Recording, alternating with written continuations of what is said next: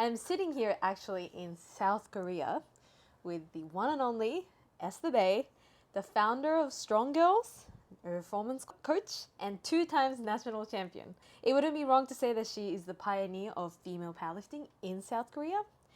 There's no one better to do this episode with. Thank you for coming back onto the show. Thank you. So this is actually not our first episode. Yes. We did our first one 2.5 years ago, 2021. When I was first starting Strongirls. Yes, Yeah. in February. And we did it over Zoom. We had a pretty interesting chat. Yeah. And it's like funny to think about. Yeah, that was the beginning of our relationship. I didn't know you back then. No, we spoke Yeah. for the first time actually. Yeah. Yep.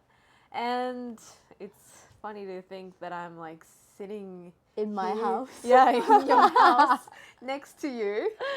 Me in South Korea. And like if you listen back at the episode, you can kind of see that you and I have the same goals. Yeah. Yep. We had the same vision. Yep. And you wanted to create like a gateway for females to start Yeah. powerlifting. And I felt the exact same way. After the episode, I messaged Esther and I was like, oh, can I start Strongirls Japan? Yeah. And you were like, yeah. I was really shocked because it's like, you want to do what I'm doing? Like Yeah, you yeah, yeah. exactly messaged me and you were like, that's what I want to do, Yeah. but in Japan. Mm-hmm. And it was such a like cool feeling because it's like I thought I was alone Oh, yeah. in this whole journey. Yeah. But then like someone far away, not in this country, just felt the same way about our vision, which is to introduce strength training to more women, more Asian women specifically. Not that we're like trying to like be exclusive, but because we're Asian, like we know what we've been through, like Yeah. in our culture. Yep. Yeah. There's definitely some things that differentiate between like female lifting in like the Western culture and the Asian culture as well, since it's like I don't know, would you say it's like a taboo thing nowadays to like women lifting heavy, being in the gym? It's definitely been changing. You've seen it Yep. change like very drastically over the years. I think even just like 2 or 3 years back, it was something that's very taboo. Yep. And like currently I'm teaching like a seminar for trainers and coaches, and I always ask them like, why are you here to like take this course, Right. take this strength training coaching course? And they tell me like more and more women, like normal women, are coming in saying, I want to learn the 3 big lifts.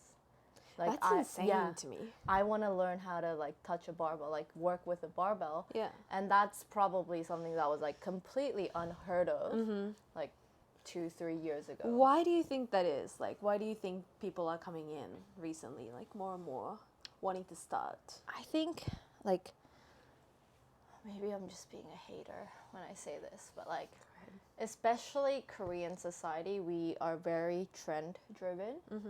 Like we don't do things that's like too out of the way or like too individualistic. Yeah. But I think recently media and social media has played a huge part where more girls are seeing the woman on Instagram, the woman on even like celebrities are doing strength training. So they're thinking, okay, oh, I can do that too. Yeah. So it's more of a trend nowadays that's kind of starting to blow up. And we're like in the smack right in the middle of it. Yeah, but there are certain trends, right?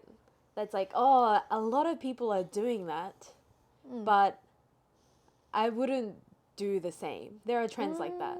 For example, you know how there's like a hair trend where there's like a blonde hair like streak down like the side? Yeah, you don't Like I would don't look, vibe with I look that? at that and I'm like, I mean, it's cool, but like I wouldn't do it. You know what I mean? Yeah. But like for strength training, there's something about lifting heavy Yeah.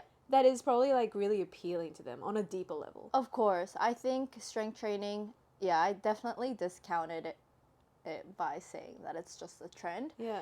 There are good benefits to it. Like there are real benefits. And once they get into it out of curiosity, they really fall in love with it. Yeah. So it's like a lasting trend, I think. Yeah. And it kind of looks badass, you know? And it looks like when people tell me like, oh, like, why do you do it? I'm like, it looks cool. Like, that's one of the reasons. Yeah, for sure. Yeah, and I definitely can like I come to South Korea and I train True lets me use the gym, and I was in there yesterday while you were. Yeah, they're all girls, right? They're all girls. Yeah. That like I'm used to, like me being the only girl in the gym. Yeah. Even right now in Japan, but yesterday being in the gym, everybody's like putting on weights and squatting and like taking videos and looking back at their form. Yeah, that makes me so happy. And like what like surprised me even more is like they're doing some legitimate like exercises like B stands, RDLs. Yeah. That shit's tough. Yeah. And like weighted back extensions and like it's not just like about like hip thrusts and like squats and like doing all this. They're doing like actual like stability movements and like I was like, good education. Yeah, good on you. Yeah. So like 2.5 years ago we spoke. What changed? What's 2.5 years ago? I'm really bad at math. 2021. 2021 February.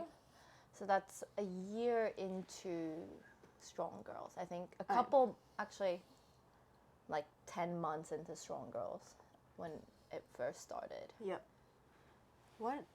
What's changed? Honestly, powerlifting really blew up in Korea. Yep. So I first started as just a member at the gym. Yep. At Train True. Train True was founded, I think, end of 2018. Oh. And I joined 2019 as a client. Yeah. And I remember being the only girl.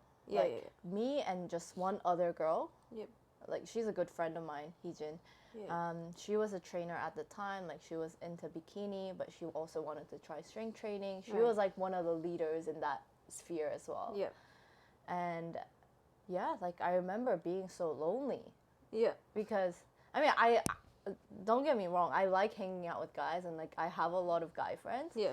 But it's like, why am I the only girl? Like this sport is amazing. Like this, So even if I don't compete in powerlifting, it's such an amazing thing to do for your body and for your mind. I think the mind part is something that a lot of people don't really talk about, but it's like the most important aspect of why I do it. And yeah, so I just started thinking, okay, like I want more girls. I want more girls to be training with me. I wasn't a coach back then. Yeah. So it was just more of like, let's build a community. And that's how Strongirls started. Yeah. Okay, what are your journey been like in the past 2.5 years as a coach and as an athlete?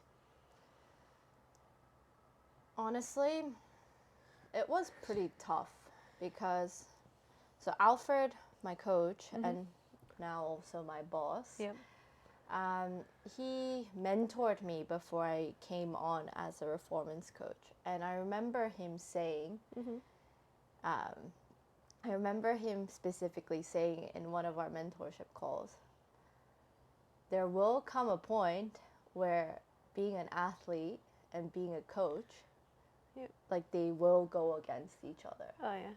And I was like, there's no way. Yeah. Like I just like scoffed at it. I remember scoffing at it. But I think I did come to that point because I'm competing in the same federation alongside my like many athletes. Yeah. And it's a lot because I think being an athlete, being a good athlete requires you to be selfish. Yeah. Like, yes, like we can train as a team, train as like compete as a team, but on the platform you are alone. And it's about a fight against yourself, right? Yeah. And being a good coach is all about being selfless. Yeah. It's all about giving. Yeah. It's all about not me. It's about the athletes, right? And it really does go against one another. Like for example, this past nationals, it was a big competition, like very important competition for myself, but it was also a big competition for my girls too. A lot of them. Yeah, A like lot of girls. 5 of them. Yeah. And like I couldn't just make it about myself. Right. Like that's just like not how I roll. Yeah. So I was constantly getting told off by Alfred because he'd be like, "You need to focus," and then I'll be watching my girls doing their first and second attempt. Yeah. Because they're in the same flight. I can't just like close my eyes and not watch, right? Pretend like they're not there. Yeah. So yeah, it was just like this constant back and forth of coaching and training, also like training alongside them too, because we all have our heavy days together. And I just decided to embrace it. Like this is me being part of the sport, part of powerlifting. It's just more than like competing. It's about growing the sport and just like having fun with the girls. Yeah. And you guys like have a history together, you know? Yeah. And it's like my girls are like my athletes, they've really like started from the bottom. Yeah. They're not like already athletes, or like they didn't start off as like intermediates. They like started from the bar with me and like they're on the national stage. Yeah. You know? So it's different. It hits different. Yeah.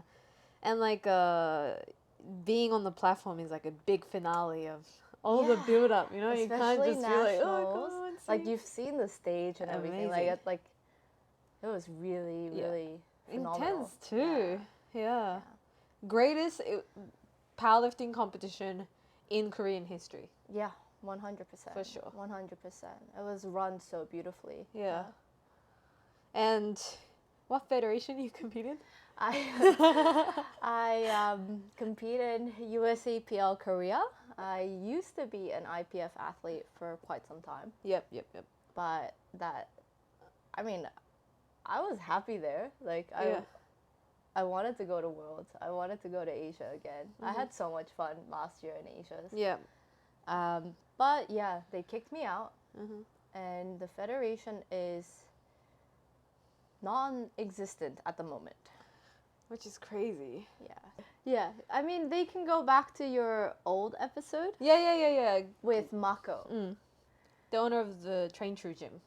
Yeah, so go back to that. It's like, it's such a shitty thing.